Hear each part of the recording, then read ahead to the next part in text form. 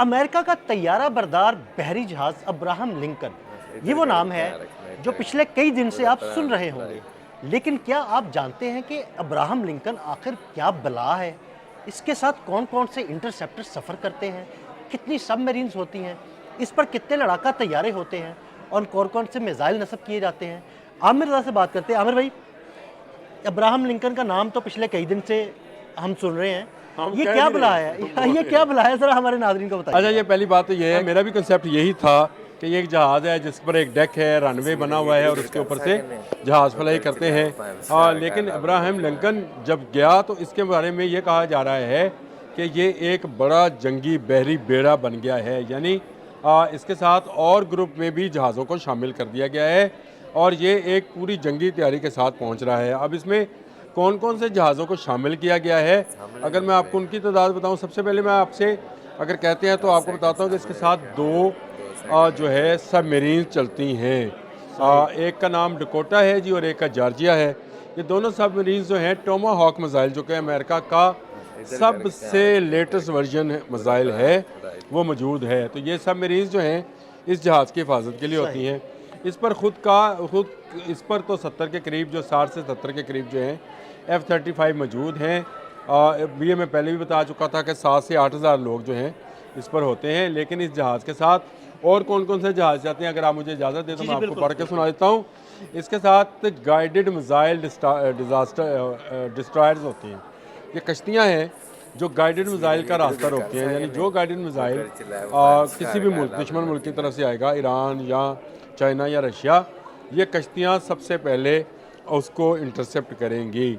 यानी इस बड़े बहरी बेड़े को बचाने के लिए भी अलग से इंतज़ाम किया जाता है।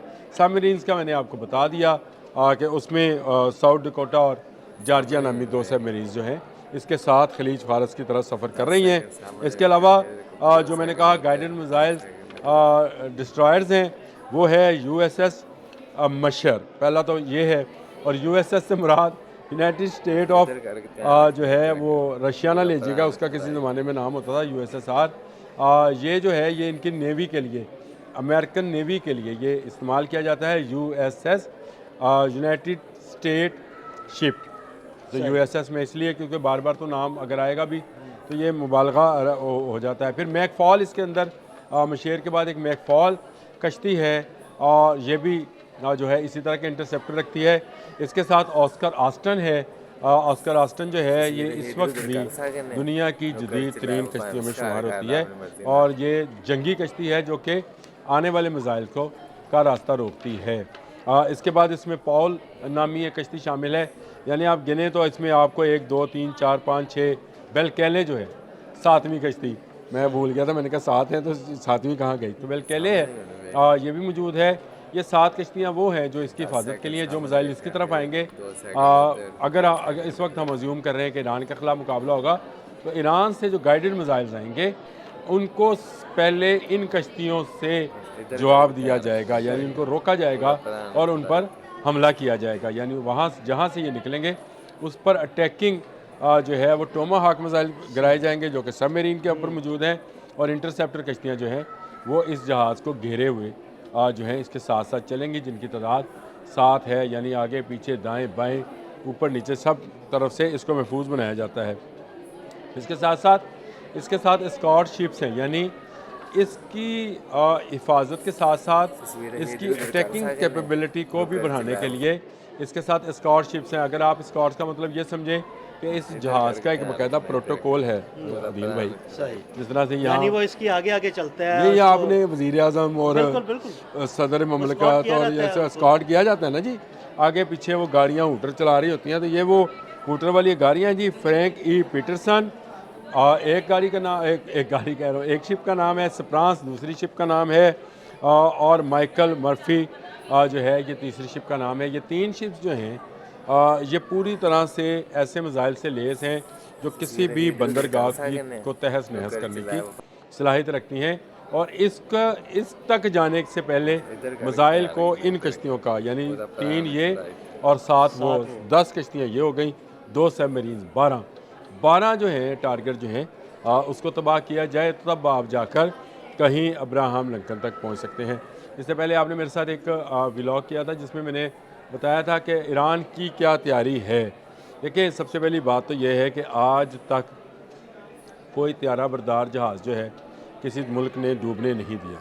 बिल्कुल ऐसे ही। ये इसकी हिफाजत का या इसकी श्योरिटी का कि ये बचा रहेगा सबसे बड़ा सबूत है। 7-8 हज़ार फ़ौजी पायलट्स, मरीन्स इनको फ़ौजी बोलते हैं, वो इस पर तैनात होते हैं, टेक्नीशियंस हैं, इंजीनियर्स हैं। तो ये देखा जाए तो किसी भी मुल्क का सबसे बड़ा फ़ौजी एसेट होता है। ये समंदर के अंदर पानी के ऊपर तैरता हुआ एक पूरा आप शहर, पूरा शहर कह लें, पूरा या फ़िज़ाई अड्डा जो पानी पे तैर रहा है। फ़ज़ाई अड्डा है ये कह लें, या फ़ौजी अड्डा है, हाँ, पूरी इसको एक ये एयर कह लें, बेस कह लें जो एयर बेस पानी कह पे लें। तैर रही है। आप इसके जो मर्जी नाम ले दें, ये एक ऐसी जगह, ऐसी चीज़ है जिसका जवाब जो है दुनिया के तरक्की याफ्ता ममालिक के पास भी नहीं है। लेकिन ये भी बात नहीं है कि कुछ चीज़ एक दफ़ा नहीं हुई तो अगली दफ़ा नहीं हो सकती। नामुमकिनात में से कोई चीज़ नहीं है। ये स्ट्रेटजी पर है, इलेक्ट्रॉनिक वारफेयर पे है, कौन किसके मिसाइल को कहाँ पर इंटरसेप्ट कर सकता है और कहाँ पर अपना मिसाइल गाइडेड कर सकता है। सिस्टम्स क्या हैं, सिस्टम इस्तेमाल कैसे किया जा रहा है, ये इस पर है। लेकिन मैंने कहा कि इसके बारे में कि अब्राहम लिंकन सिर्फ एक जहाज़ नहीं है, ये पूरा एक ख़ानदान है और ये पूरे ख़ानदान में पनडुब्बियाँ भी हैं, इंटरसेप्टर्स कश्तियाँ भी हैं और इसकी स्कॉट कश्तियाँ भी हैं जो इसकी हिफाजत के लिए मौजूद हैं। तो ये पूरा स्कॉट जो है इस वक्त खलीज फारस की तरफ गामजन है और आने वाले चंद घंटों में ये खबर आ जाएगी आपके पास। कल तक शायद ये खलीज फारस में पहुँच जाए और उसके बाद ईरान पर हमले का ख़तरा है। बहुत शुक्रिया आमिर रज़ा जी। बिल्कुल, आमिर रज़ा ने बड़ी तफसील के साथ आपको अब्राहम लिंकन के बारे में बताया और ये भी बताया कि ये सिर्फ एक तैयारा बरदार बहरी जहाज़ नहीं बल्कि इसके साथ एक पूरा ख़ानदान सफ़र करता है। अदील अहमद और आमिर रज़ा को इजाज़त दीजिएगा। अल्लाह हाफ़िज़। इससे पहले आपने मेरे साथ एक व्लॉग किया था जिसमें मैंने बताया था कि ईरान की क्या तैयारी है। देखिए, सबसे पहली बात तो यह है कि आज तक कोई त्यारा बरदार जहाज़ जो है किसी मुल्क ने डूबने नहीं दिया। बिल्कुल ऐसे ही। ये इसकी हिफाजत का या इसकी श्योरिटी का कि ये बचा रहेगा सबसे बड़ा सबूत है। 7-8 हज़ार फ़ौजी पायलट्स, मरीन्स इनको फ़ौजी बोलते हैं, वो इस पर तैनात होते हैं, टेक्नीशियंस हैं, इंजीनियर्स हैं। तो ये देखा जाए तो किसी भी मुल्क का सबसे बड़ा फ़ौजी एसेट होता है। ये समंदर के अंदर पानी के ऊपर तैरता हुआ एक पूरा आप शहर, पूरा शहर कह लें, पूरा या फ़िज़ाई अड्डा जो पानी पे तैर रहा है। फ़ज़ाई अड्डा है ये कह लें, या फ़ौजी अड्डा है, पूरी इसको एक ये एयर कह लें, बेस कह लें एयर जो बेस पानी कह पे लें। तैर रही है। आप इसके जो मर्जी नाम ले दें, ये एक ऐसी जगह, ऐसी चीज़ है जिसका जवाब जो है दुनिया के तरक्की याफ्ता ममालिक के पास भी नहीं है। लेकिन ये भी बात नहीं है कि कुछ चीज़ एक दफ़ा नहीं हुई तो अगली दफ़ा नहीं हो सकती।